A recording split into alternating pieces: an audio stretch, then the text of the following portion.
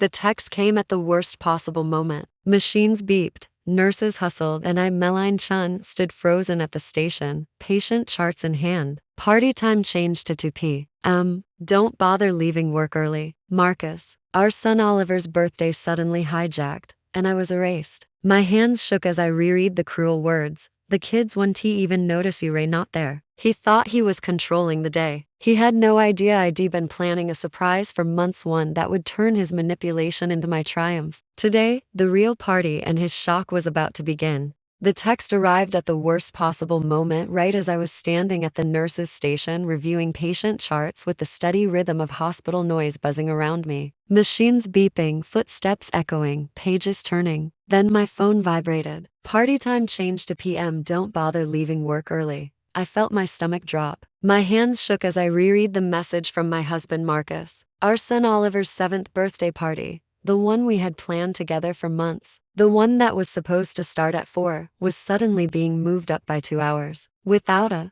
conversation, without a warning, without me.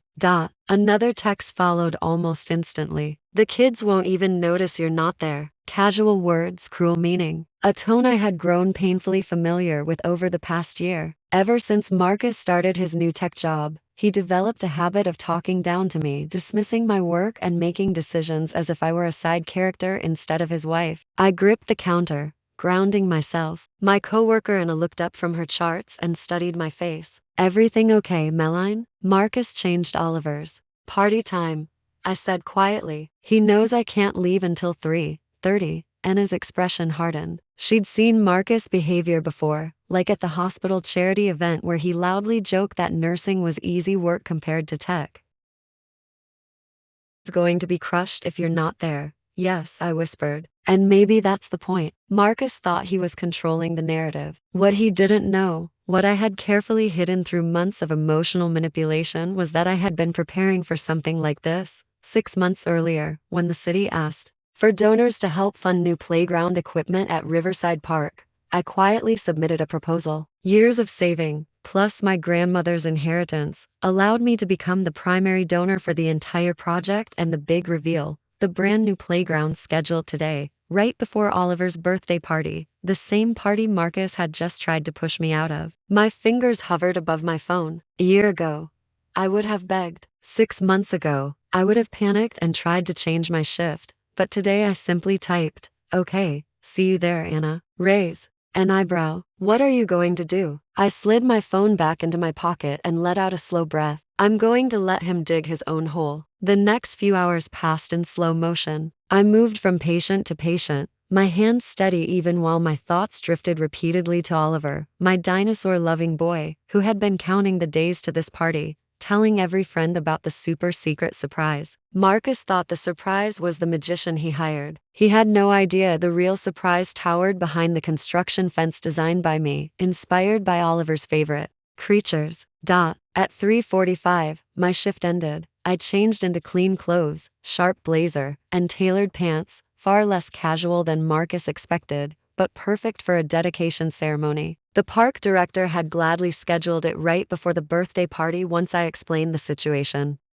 As I drove, another text from Marcus lit up the screen. Kids are having a blast. Guess they don't need mom around after all. I closed my eyes for a moment, breathed deeply, and kept driving. When I arrived, Riverside Park was buzzing, families streamed in, balloons bobbing. Along the fences Marcus decorated, but he hadn't noticed the stage set up nearby, or the city officials gathering, or the way some parents kept glancing at the covered playground with curiosity. I spotted Oliver instantly, little dinosaur shirt, bouncing with excitement as he greeted his friends. Marcus stood off to the side with a smug smile, probably crafting another message about my absence.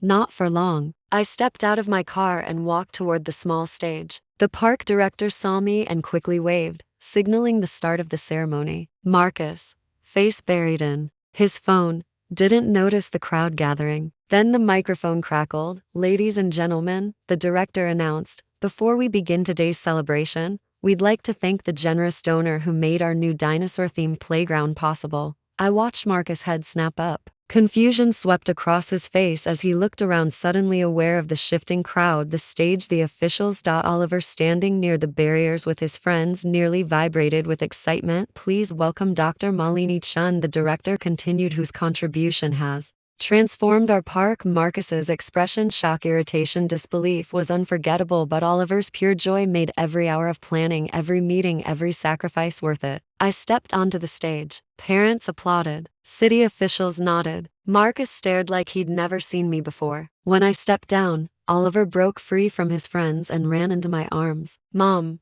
you made a dinosaur playground for real? I wrapped him in a tight hug. Happy birthday, sweetheart. Want to help me show everyone? Before Oliver could answer, Marcus stepped forward, eyes blazing and voice low. Meline, what is this? How did you? He glanced nervously at the crowd, lowering his voice. Not here, not now, not now. I repeated calmly. It's time for the unveiling. Right on cue, the construction barriers began to come down. Gasps rippled through the crowd. A towering brontosaurus climbing structure with a spiraling neck slide. Velociraptor spring riders. A T-Rex climbing wall with fossil handholds.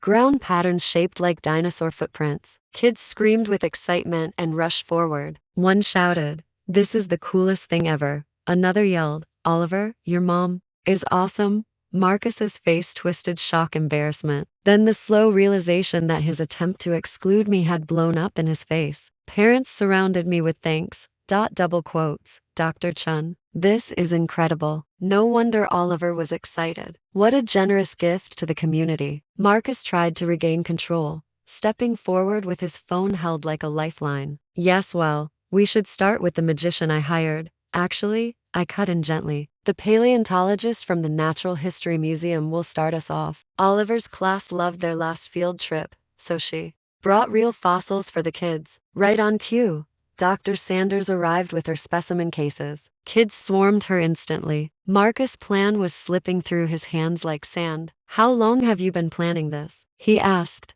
anger barely hidden. 6 months, I replied simply. Around the time you started telling me I wasn't essential. That's not what it is, I said. Every time you changed plans last minute. Every time you told Oliver I was too busy. Every time you acted like my job wasn't enough. A group of kids rushed past, laughing as they climbed the brontosaurus. Oliver pointed proudly. My mom remembered all my favorite dinosaurs. Marcus flinched. You're making me look bad. No, I said softly. I'm showing our son that his mother keeps her promises. He clenched his jaw. I planned everything perfectly. The magician, the cake, and the change time, I added. And the text, hoping I'd miss it. He looked away. I just thought it would be simpler. Simple for you, I said. Not for Oliver.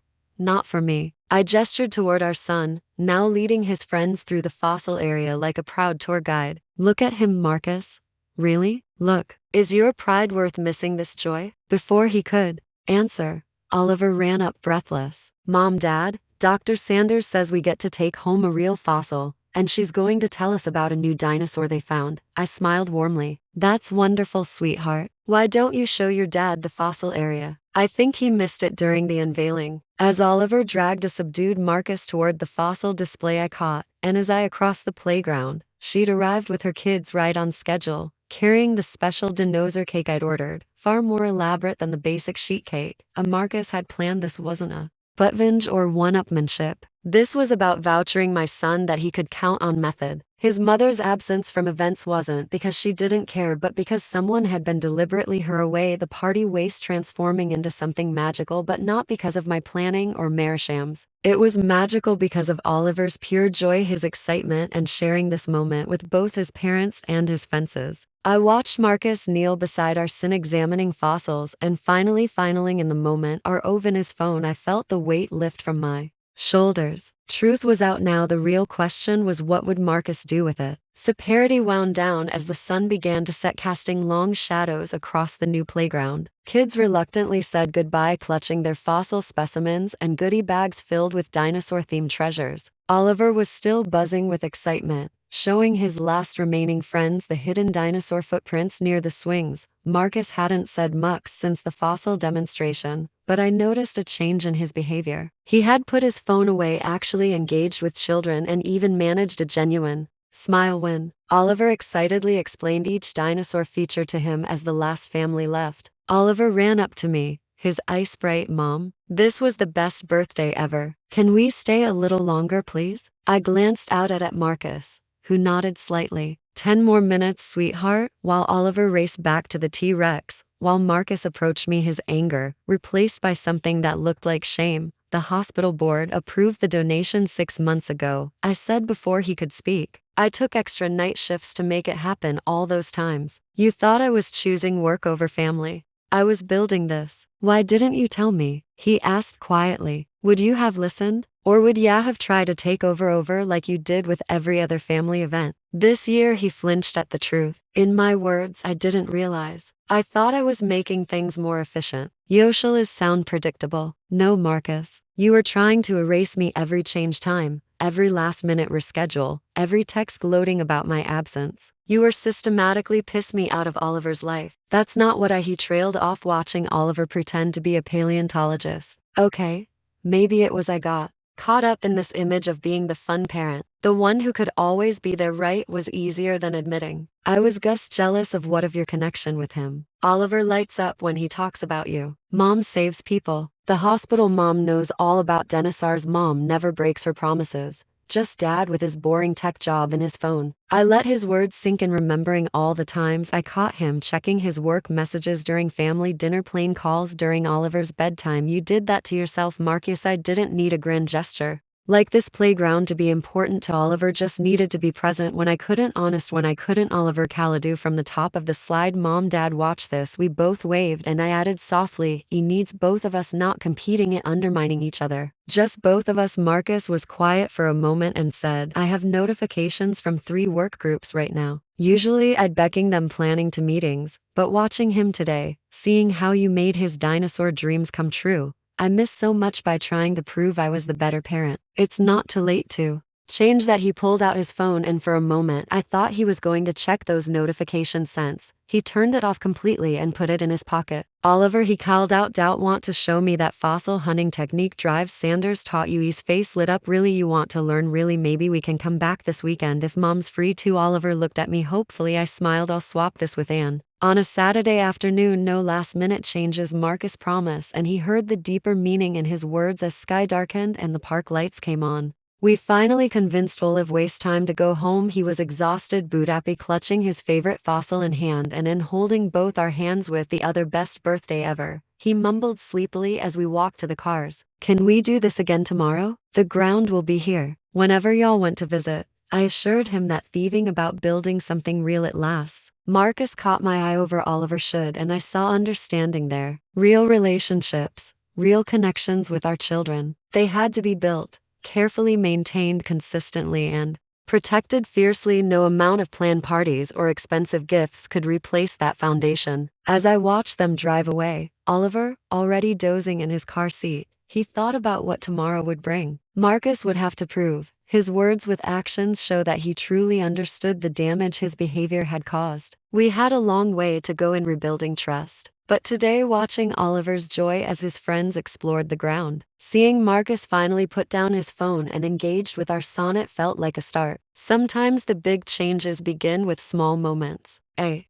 dinosaur slide, a shared smile, a switched-off phone. I turned back for one last look at the playground, now peaceful in evening light. The dedication place dedicated to the children of our community who remind us that the best gifts are the ones we share. Dr. or Meline, January tomorrow would bring its own challenges, but tonight in this moment, it was enough to know that I kept my son. Sometimes standing your ground isn't about winning, it's about building something that lasts. Watch how Meline turns betrayal into the ultimate surprise and teaches her husband a lesson he'll never forget. Don't miss the reveal.